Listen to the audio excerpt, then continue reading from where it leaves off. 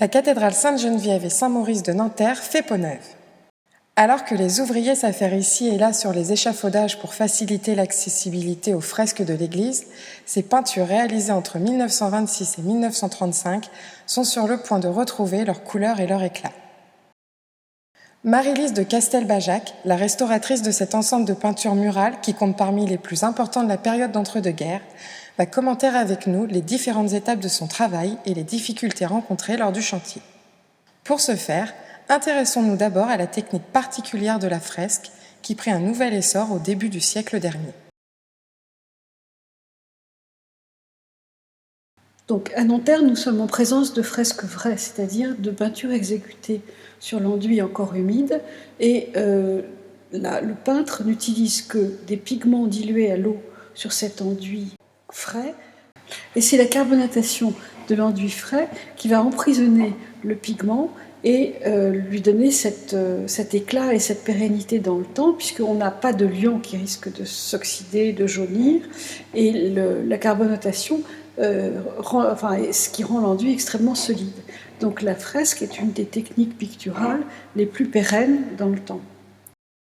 Le peintre, donc, pour pouvoir réaliser cette peinture à fresque, est obligé de travailler rapidement, et pour ce faire, il prépare donc un poncif qui est un dessin dont le tracé est piqué de trous à travers lesquels on dépose du pigment à l'aide d'une petite pochette remplie de pigment, on tapote et donc on a ce poncif qui s'inscrit sur l'enduit frais.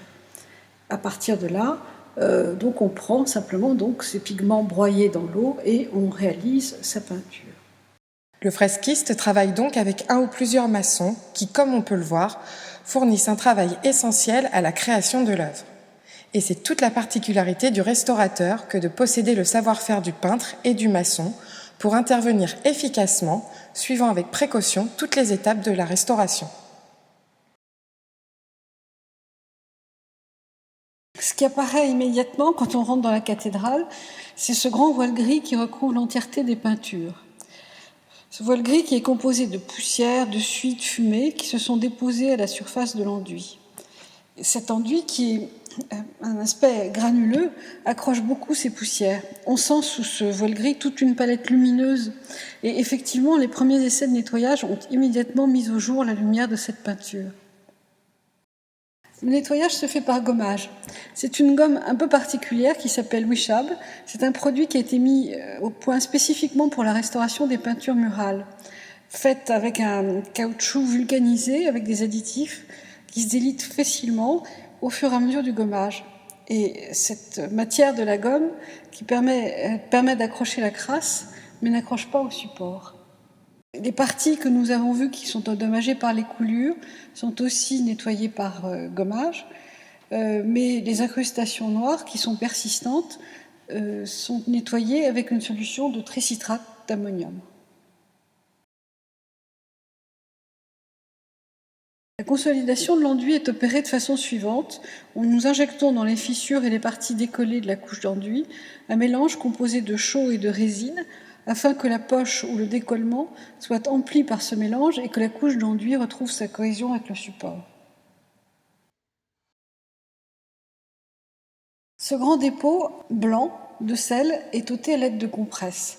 En fait, les sels migrent à travers l'enduit, viennent se déposer en surface et provoquent la chute de la partie colorée de l'enduit.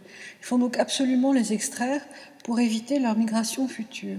Et pour ce faire, nous utilisons des compresses réalisées avec de l'eau déminéralisée et de la pulpe de papier, que l'on applique sur la surface et qui absorbe ces sels. Et nous sommes amenés à répéter cette opération autant de fois qu'il est nécessaire pour éliminer la totalité des sels.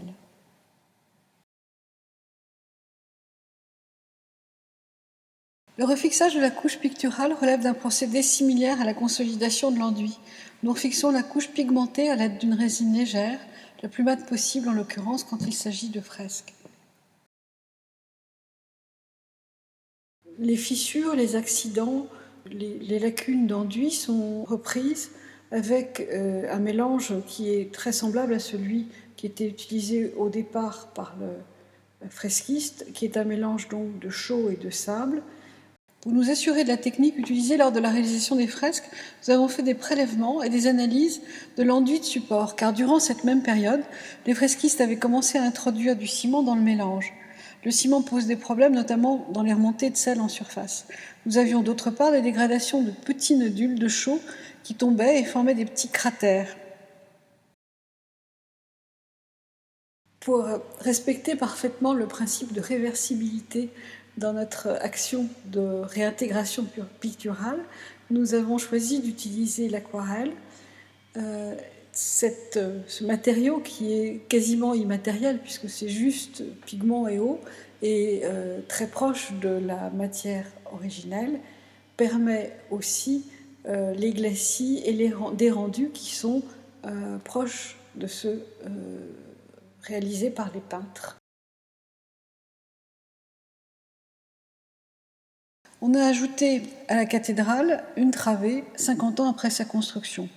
Nous avons donc été amenés à restituer le décor de façon à intégrer cette partie neuve dans l'architecture générale. À mesure que les échafaudages diminuent, le travail de restauration se dévoile, mettant en lumière la beauté des fresques originelles.